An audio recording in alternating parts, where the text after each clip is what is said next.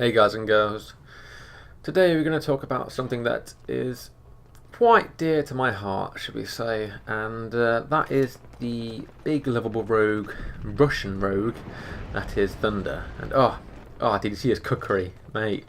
I ain't gay, but I love that big savage blade of his. It suits him quite well, I think.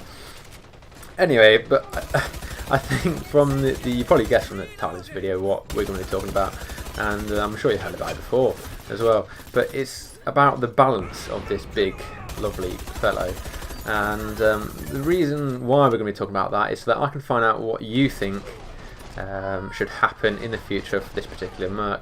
And it's something that's been brought up pretty much in every thread, every subreddit comment to do with balancing merc. It's always thunder, thunder, thunder, and I want to know whether if there's anything in the YouTube community that differs at all from the common consensus on the forums and also the subreddit.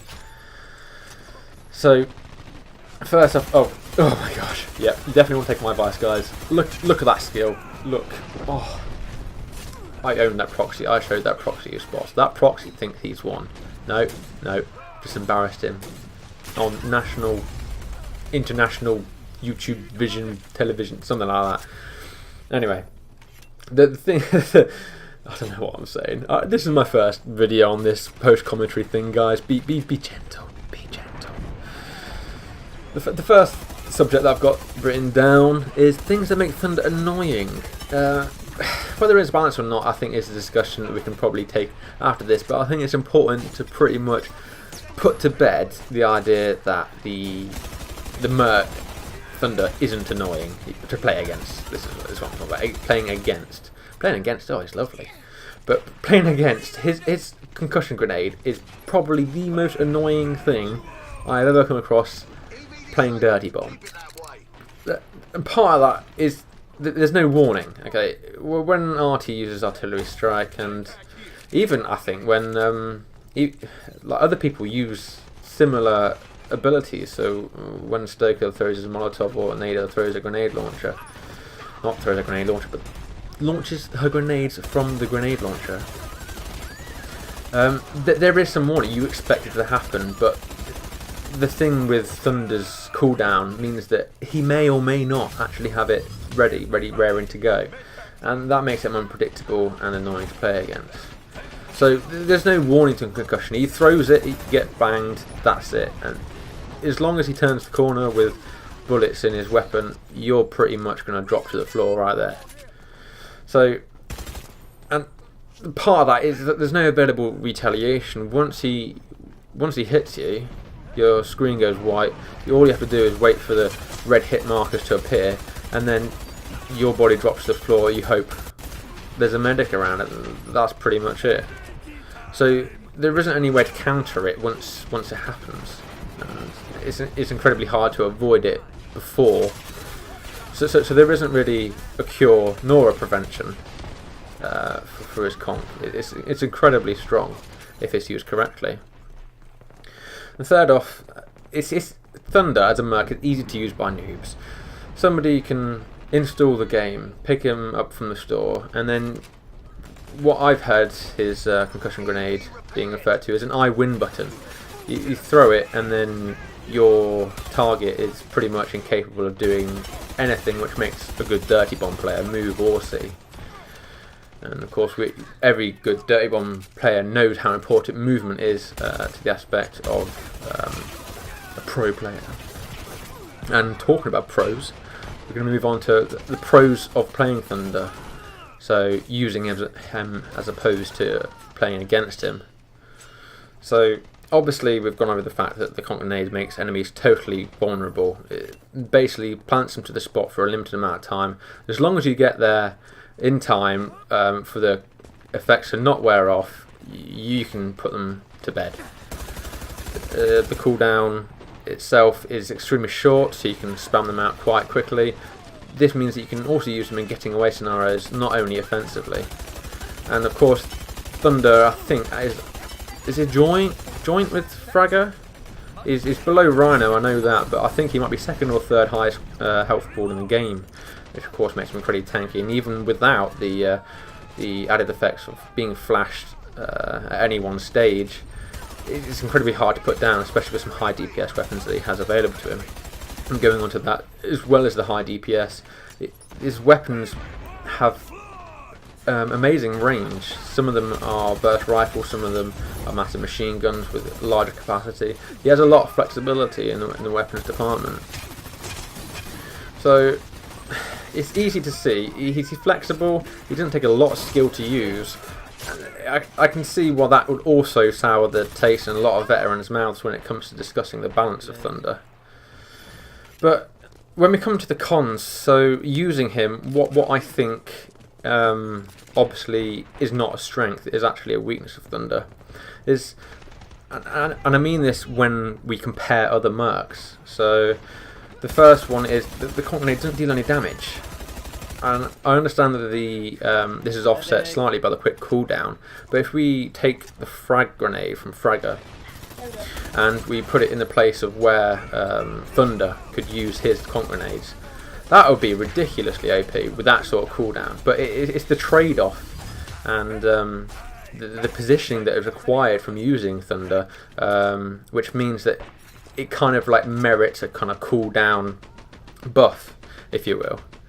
So that's one of the disadvantages. It doesn't deal any damage at all. You still are reliant on turning the corner, getting out of the cover you've thrown. Oh, check this out. Oh, ooh, get the katana down. I think this was actually in my Dirty Disco video. This little clip here, because I picked two more here. Nice little headshots. There we go. Beautiful. I love the range. Medium range. Ah, it's beautiful weapon. Beautiful. Anyway, where were we? So the conk grenade doesn't deal any damage. We've got that, but that is offset slightly by its low cooldown. Again, another disadvantage of using it as a grenade is that it has a very, very low range. If you compare something like Skyhammer's ability or Artie's, you can do that across the map. Again, with Kira's Sky Laser, Orbital Laser thingamajig, there isn't a limited range to it, and there isn't any sort of velocity or anything like that. So, again, and all this is offset by the cooldown, in my opinion, and the fact that it doesn't deal any damage. And part of the link with the damage is that it still relies on the player being accurate, getting the headshots, because like his machine gun, has a lot of capacity, right? The reason why it has a large capacity is that when you conk a group of players, you can take quite a lot of them down, but you won't be able to take as many down as if you use an artillery strike from Artie, for example. So it's a balance. You definitely need less skill, I think, to play Thunder than you do Artie or Skyhammer or someone else using a geographical kind of location-based ability. But at the same time, you still are very, very reliant on using your primary weapon as the killing tool. And for a merc that pretty much has no support abilities, which is our next point, you need that so bad. And I think it's an offset, isn't it? It's going to be between the cooldown of it and the usefulness of it. That's the two conflicting factors here. And I think, in actual fact, it's actually a lot less useful than an airstrike or something of that ilk, but at the same time you have to have a balancing factor in there, and that is the cooldown, the spammability. Whether you tweak that or not, I think will have a huge effect on Thunder's usefulness, because that is pretty much how he makes his bread, so to speak. His breadwinner is the fact that he can get out of a horrible situation very quickly and do that several times. Whereas someone like Artie, I know I'm using Artie quite a lot, but someone like Artie can capitalise on a unique situation, which takes a lot of skill to do, and map knowledge as well, and get a lot of kills and a lot of points in one go. Whereas I think Thunder is more spaced out in the application of his skill and his ability across an average game. So, and the final con, I think, for Thunder is that because he's so reliant on his primary weapon, he runs out of ammo so quickly. And yes, I understand that there's a perk, whatever it's called, that kind of means that he can carry another magazine. And with his machine gun, that could actually be very, very useful. But he is extremely reliant on another merc having some sort of capability to give him ammunition, whether it's a station or whether it's individual packs like Skyhammer or again Artie.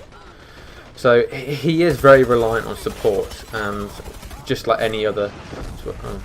Thank you, Pepe. Yes, I can see your sword. It's very nice. Just like any other merc, again, he's very reliant on health and medics in particular as well. So we've gone over the perks of using Thunder. We've gone over what he isn't too great at. So we'll go over what next could be changed. Like, I've mentioned that we could change possibly the cooldown. I think that's probably playing with fire. If you tweak that too far one way, it's going to be absolutely crap. He relies on that. He relies on it so heavily because it doesn't do any damage, and basically it can't dispatch any large group of players in one sitting at all. So I'd be hesitant to mess with the cooldown, to be honest. Another one is that I've seen suggested is the health pool. I don't really know why this was suggested, to be honest.